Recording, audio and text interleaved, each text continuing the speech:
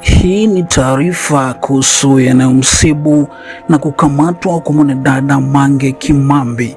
Kabla sija kupitia undani wa taarifa hii, mtazamaji wangu, ni kusihi uhakikishe umebonyeza maneno subscribe kisha alama ya kengele.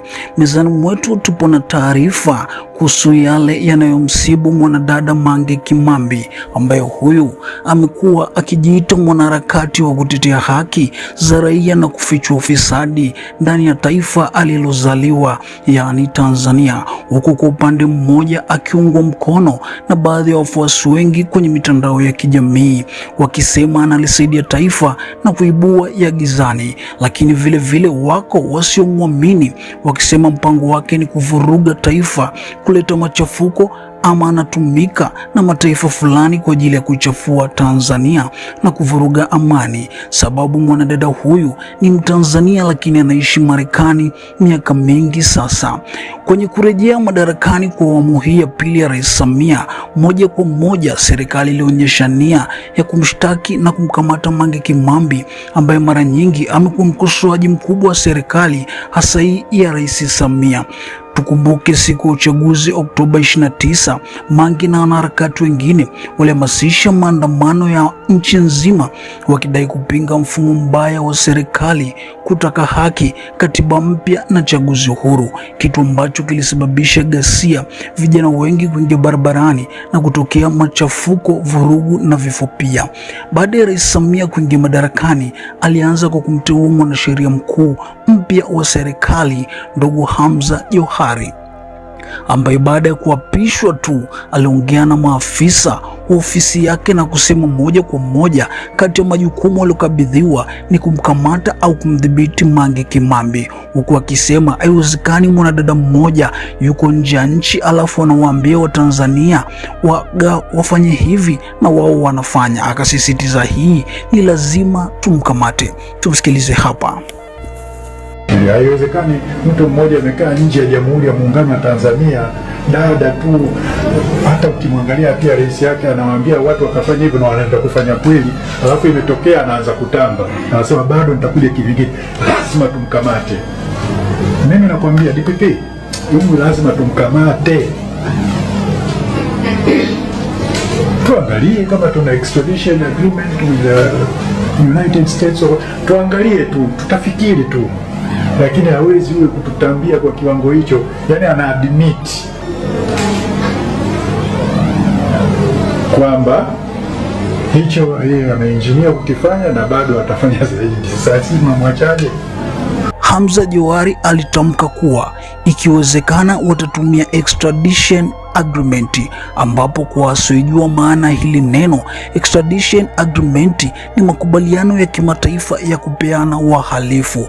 Yaani kwa mfano Mange amefanya kosa Tanzania, Tanzania inaweza mfungulia mashtaka nchini kisha ikawaandikia Marekani kuwaomba kwa kutumia sheria hiyo ya makubaliano wamkamate huyo mhalifu na kumkabidhi kwa mamlaka za Tanzania ili akawajibishwe kwa makosa yake. Lakini tatizo hapa ni kwamba kuhusu hii extradition agreement kuna sheria zake pia ili mtu arejeshwe, moja ikiwa ni awe amefanya makosa makubwa ama ya jinai, mfano mauaji, wizi wa kutumia silaha, rushwa kubwa, uhalifu wa kifedha, ugaidi, biashara ya madawa na kadhalika, na makosa haya yathibitishwe na kuwa makosa pia kwenye mataifa yote mawili, yani taifa alilofanya makosa na taifa alilopo. Lakini sheria inadai hatorudishwa kama makosa ni kuhusiana na makosa ya kisiasa, hatari ya kunyimwa haki za binadamu, kuteswa ama kuuawa. Kosa si la jinai pande zote mbili, na kama ana kesi au kifungo kinaendelea huko kwenye taifa alilopo. Sasa tukitoka hapo, tumeona hivi karibuni baada ya zile kauli za mwanasheria, vitendo vimeanza kuonekana na sasa hivi Mange Kimambi ameanza kukabiliwa. Ijapokuwa yeye Sikia kauli ya mwanasheria, alisema wanalolipanga haliwezekani sababu Marekani inatizama haki na sheria zaidi na si lingine. Sasa taarifa mpya ni hii ya Mange Kimambi kuanza kushughulikiwa, ambapo hivi majuzi tuliona amefunguliwa rasmi kesi ya uhujumu uchumi, lakini siku mbili baadaye tukaona akaunti yake ya Instagram na WhatsApp kufungiwa rasmi na Meta, ambapo moja kwa moja kupitia kwa mwandishi Larry Madowo alihoji kufungiwa kwa akaunti za Mange Kimambi huko Meta, na Meta walidai wamemfungia kwa sababu ya kwenda tofauti na sheria kadhaa mara kwa mara. Mambo hayakupoa, kwani baada ya Mange kufungiwa ameonekana pia akimwandikia rais wa Marekani Donald Trump akimlalamikia kuwa Meta nao wametii na kushirikiana kuwafunga mdomo watu na kuwanyima watu wasipate taarifa muhimu za kulisaidia taifa lake ambazo wengi walikuwa hawazipati au wanaogopa kuzitoa kwa hofu, bali yeye anasema alikuwa akizipewa na waathirika na kuzitoa duniani kote akitaka akaunti zake zirejeshwe.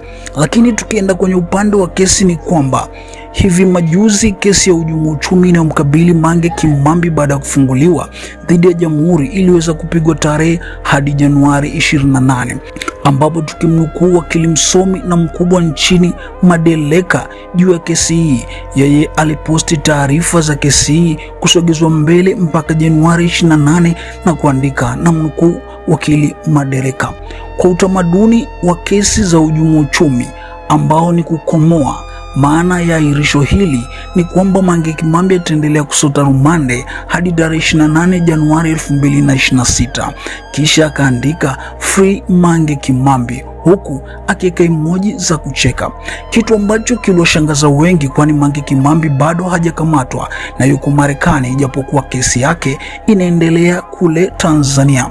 Lakini kabla ya hapo, wakili Madeleka alipostigi pia kuhusu Mange kufunguliwa kesi na akaandika, taarifa kwa umma, siku ambayo Mange Kimambi atakamatwa na kushtakiwa na kutiwa hatiani kwa sababu ya kesi hiyo, ndio siku Yesu Kristo atarudi rasmi tena duniani. Hapa wengi wakimchukulia kama kamaanisha Mange kukamatwa haiwezekani, lakini kwa upande mwingine wapo wanaosema mamlaka imeanza kuchukua hatua za kumkabili ili kuja kumkamata kupitia ile extradition agreement. Ndio maana wameanza zuia akaunti zake, lakini pia kumfungulia kesi hiyo ya uhujumu uchumi ili kufikia hatua ya kuiomba Marekani iwakabidhi mwanadada huyo ambaye kwa upande mmoja anachukuliwa kama mkosoaji wa serikali, mhalifu na msumbufu, lakini kwa upande mwingine wapo wanaodai anawasemea, anafichua alofichwa na kutetea haki za wanyonge. Je, nini mwisho wa pambano hili? Mange kashafutiwa akaunti yake na yeye kamwandikia barua Donald Trump akimweleza Meta wameshirikiana kunyamazisha taarifa zisitolewe Tanzania. Je, Trump atamsaidia akaunti zirudi? Na upande wa pili amekwisha funguliwa kesi ya uhujumu uchumi na mamlaka za Tanzania. Hapa serikali itafanikiwa kumkamata? Sisi bado hatujui, lakini kwa taarifa zaidi tafadhali usikae mbali na Mseto Media. Hakikisha umesubscribe, comment, like na kushare. Mseto Media, we connect everywhere.